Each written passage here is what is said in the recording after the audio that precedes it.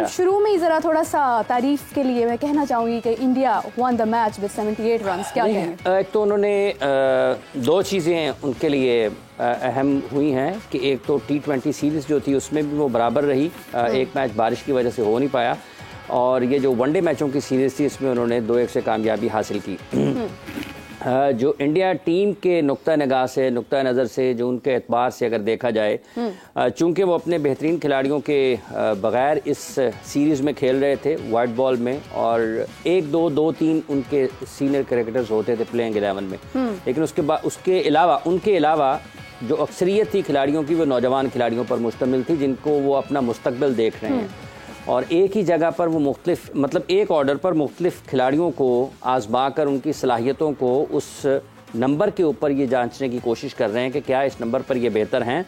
और जब उनके ऊपर मुख्तलिफ हालात आते हैं, दबाव आता है, आपको स्ट्राइक रेट को बढ़ाना है, आपने अपनी इनिंग्स को बिल्ड करना है, उनके टेम्परामेंट को, उनकी स्किल्स को वो उनका जायज़ा ले रहे हैं। तो नौजवान खिलाड़ियों की मौजूदगी में, सीनियर क्रिकेटर्स की अदम मौजूदगी में जनूबी अफ्रीका के ख़िलाफ़ जनूबी अफ्रीका में जाकर जीतना ये बहरहाल एक बड़ी कामयाबी है। और अगर पाकिस्तान ने ऐसा किया होता तो इस वक्त आपको अंदाज़ा हो जाता कि ये कितनी बड़ी कामयाबी होती है कि अगर आप जनूबी अफ्रीका को जनूबी अफ्रीका में जाकर हराते हैं। यहाँ पर आईसीसी की रैंकिंग पर जो पाकिस्तान में जितने लोग खुश होते हैं इस कामयाबी पर या ऐसी कामयाबी पर अगर पाकिस्तान की फुल स्ट्रेंथ टीम भी जाकर वहाँ पर जीत जाती तो लोगों ने भंगड़ी डालते रहना था, लोगों ने खुशी से पागल हो जाना था।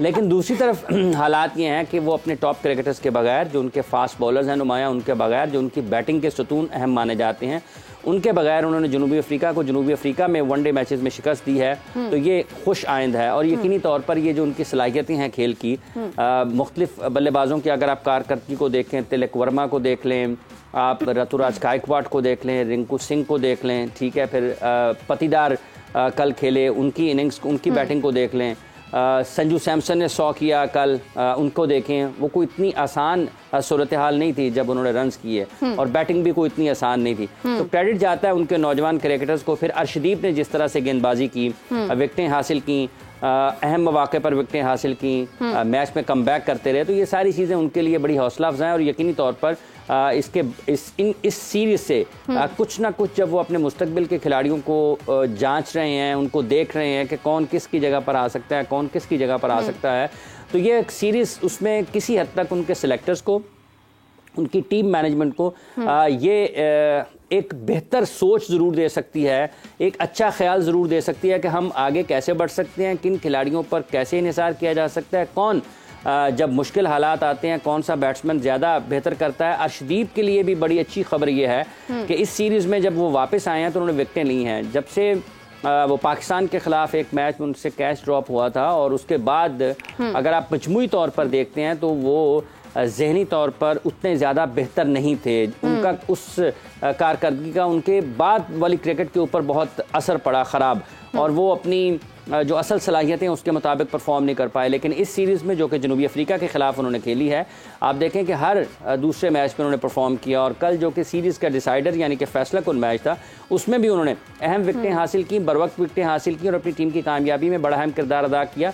तो मजमूई तौर पर ये जो उनकी टीम मैनेजमेंट है, उनकी जो थिंक टैंक है, उनकी सिलेक्शन कमेटी है, और उनके जो नौजवान खिलाड़ी हैं जिनको मौका मिला है, उन्होंने अपनी सलाहियतों का भरपूर तरीके से इजहार किया। और यही एक खासियत है इंडिया क्रिकेट की। आप देखें कि वर्ल्ड कप में वो अच्छा नहीं खेले फाइनल में, उससे पहले सारा वर्ल्ड कप वो बहुत अच्छा खेले, लेकिन फाइनल में अच्छा ना खेलने के बावजूद भी अगर आप देखते हैं तो एतमाद उनका बहुत अच्छा है। मजमूई तौर पर अगर आप दुनिया भर में देखते हैं ना तो क्रिकेट का मायार वो नहीं रहा है जो आज से कोई 20 साल पहले, 15 साल पहले हुआ करता था। लेकिन इसके बावजूद भी इंडिया में क्रिकेटर्स जो हैं वो आपको तैयार क्रिकेटर्स सामने नज़र आ रहे हैं, आपको हर पोजीशन के लिए हर अंदाज से जो खेलने वाले हैं वो लोग नज़र आ रहे हैं, तो जिसका फ़ायदा उनके क्रिकेट को हो सकता है। जनाब, जैसे हाफिज़ साहब ने कहा कि साउथ अफ्रीका वर्ल्ड कप में अच्छा खेल रहा था, लेकिन इंडिया के सामने वहाँ भी कमज़ोर पड़ गया था, और आज भी इंडिया के सामने दोबारा से कमज़ोर पड़ गया है। हमें ज्वाइन किया है नाज़रीन इंडिया के स्पोर्ट्स जर्नलिस्ट रविश बिश्त ने। कोई देखे ना देखे नाज़रीन, रविश तो देखेगा। अस्सलाम वालेकुम रविश, कैसे हैं आप? Hi, good afternoon. All good, all good. Ravish, आपको आवाज़ आ रही है? जी, मुझे बिल्कुल आपकी आवाज़ आ रही है। All good. जी रविश, कैसे हैं आप?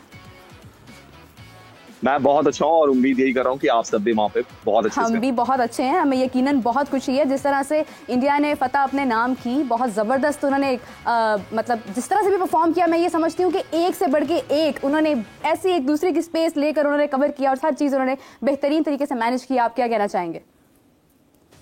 डेफिनेटली देखिए, जो कुछ खिलाड़ी थे जो कि डोमेस्टिक क्रिकेट में काफी ज्यादा अच्छी परफॉर्मेंस करके आए और चांस भी बनता था उनका, चाहे साई सुदर्शन की बात करें, काफी टाइम से वो भी नॉक कर रहे थे। इवन आईपीएल में भी उनकी परफॉर्मेंस बहुत अच्छी थी। चाहे रजत पाटीदार की बात कर लें, इवन संजू सैमसन की भी हम बात करें तो काफी टाइम से वो नॉक कर रहे थे इंडियन टीम्स के डोर को, इन एंड आउट होते रहे। बट यहाँ पे जब टाइम मिला थर्ड वनडे में तो उन्होंने वहां पे सेंचुरी स्कोर की।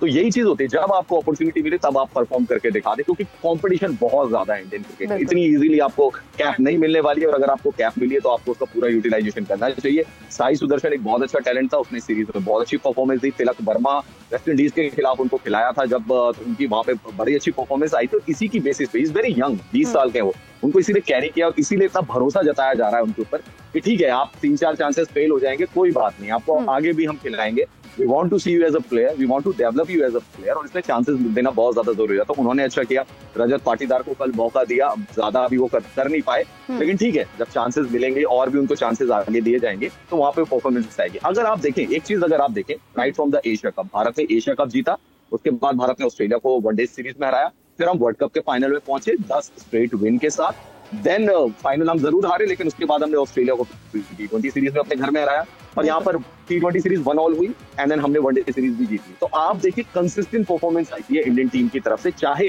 सीनियर प्लेयर रहे हो या ना रहे, उससे कोई ज्यादा फर्क नहीं पड़ा। बिल्कुल। और देखिए किसी भी टीम को उसके घर में जाकर हराना, क्योंकि साउथ अफ्रीका के जो विकेट है वो डिफरेंट है इंडियन विकेट से। हाँ। इंडिया में क्या होता है, थोड़ा फ्लैट ट्रैक मिलता है, स्पिनर्स फ्रेंडली विकेट आपको मिलता है, इतना बाउंस नहीं होता बॉल कि आप प्रैक्टिस करें। लेकिन वहां पर जाकर अगर आप T20 सीरीज को 1-1 करते हैं, वहां पर जाकर अगर आप वनडे सीरीज जीतते हैं उनके घर में जाके, उनके पास बड़े बड़े प्लेयर है, मतलब आप देखें डेविड मिलर भी बचे हुए थे, मार्क रम अच्छा खेल लेते हैं, वहां पे हेनरिक क्लासेन है, तो उनका मिडल ऑर्डर काफी ज्यादा स्ट्रांग है। वहां पर आकर अगर आप मैच जीतते हैं, सीरीज जीतते हैं, तो ये बताता है कि आपकी बेंच स्ट्रेंथ काफी ज्यादा मजबूत है और आप ऑपोजिशन को उसके घर पे हरा रहे हैं। क्रेडिट आपको देना पड़ेगा जो भी यंगस्टर्स ने परफॉर्मेंस दी। अच्छा रविश, जो कम बैक हुए हैं, जैसे आपने संजू सैमसन का जिक्र किया है, सई सुदर्शन का जिक्र किया है, उनकी भी बड़ी अच्छी कारकर्दगी रही। फिर दरमियान में रिंकू सिंह को लगभग कोई 1 साल हो गया है, वो हर दूसरे मैच में जहां पर उनको मौका मिलता है वो बहुत ही जारहाना बल्लेबाजी का तसलसल के साथ मुजाहरा कर रहे हैं। ये बड़ी एक मुख्तलिफ सी और बड़ी मुनफरिद सी चीज़ है उनके हवाले से, क्योंकि जो पावर हिटर्स होते हैं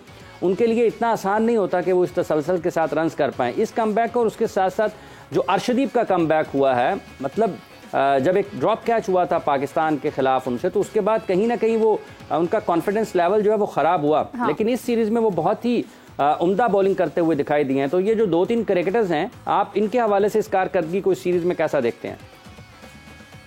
देखिए शुरू करते हैं अर्शदीप सिंह से। जरूर उनका कैच छूटा था, इंडिया मैच हारा था, क्रिटिसिज्म भी किया था लोगों ने, लेकिन मैचेस में कैचेस छूटते रहते हैं।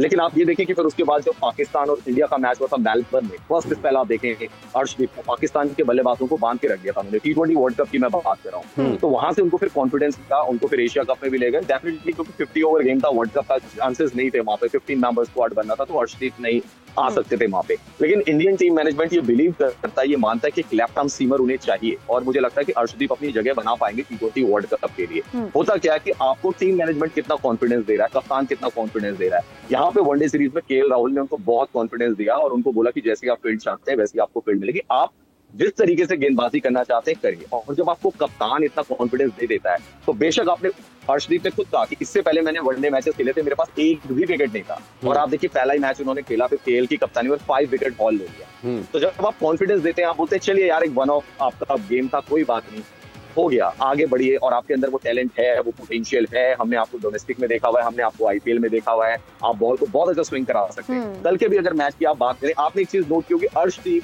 हमेशा नई बॉल से अच्छा स्विंग कराते हैं, उनकी बॉल अंदर आती है, स्पीड तो उनका 130 तक ही जाता है, लेकिन कल पुरानी गेंद से आके विकेट लिए। आप देखें कि अंपायर ने नॉट आउट दिया था एल्बिडब्ल्यू, लेकिन उनकी बॉल ऐसी पड़ी थी कि ही वाज वेरी कॉन्फिडेंट। तो पुराने गेंद से भी जब आप विकेट लेना शुरू कर देते हैं, तो इसका मतलब अब आपकी एबिलिटी में इजाफा हो रहा है। सेकंड थिंग, रिंकू सिंह एक बहुत बढ़िया प्रोस्पेक्ट है। आप हाफिज भाई, मैं आपको बताना चाहूँ कि रिंकू सिंह एक बहुत इकोनॉमिकली कह सकते हैं कि थोड़ा सा पुअर बैकग्राउंड से वो आते हैं, खुद बताते हैं। एक समय ऐसा भी था कि उनको एक जगह पे पियोन की जॉब करनी पड़ रही थी, वो छोड़ के आए वहां से, और वहां से उन्होंने यहाँ तक का सफर तय किया है। And he is a very good hitter. आप देखें आईपीएल में लास्ट ओवर में ऐसी इनिंग आपने नहीं देखी होगी कि 29 रन चाहिए थे जीतने के लिए लास्ट ओवर, और उन्होंने 5 छक्के लगाए और वो मैच जिताया। तो ये एबिलिटी है उनके अंदर। ऐसा नहीं केकेआर को सिंगल हैंडेड लास्ट, तो उनको फिनिशर के रोल पे देखा जा रहा है कि हार्दिक पांड्या के साथ एक सपोर्टिव रोल होना चाहिए टी20 क्रिकेट में। एंड रिंकू सिंह के अंदर वो कॉन्फिडेंस है। 2 खिलाड़ी मेरे को जो मैंने जो क्रिकेट देखी है इंडियन यंगस्टर की, अगर मैं बात करूं, एक यशस्वी जायसवाल और एक रिंकू सिंह, इन दोनों के अंदर एबिलिटी तो है, लेकिन सबसे इंपॉर्टेंट चीज होती है हंगर, भूख है इनके अंदर, यार हमें ना वर्ल्ड स्टेज पे छाना है।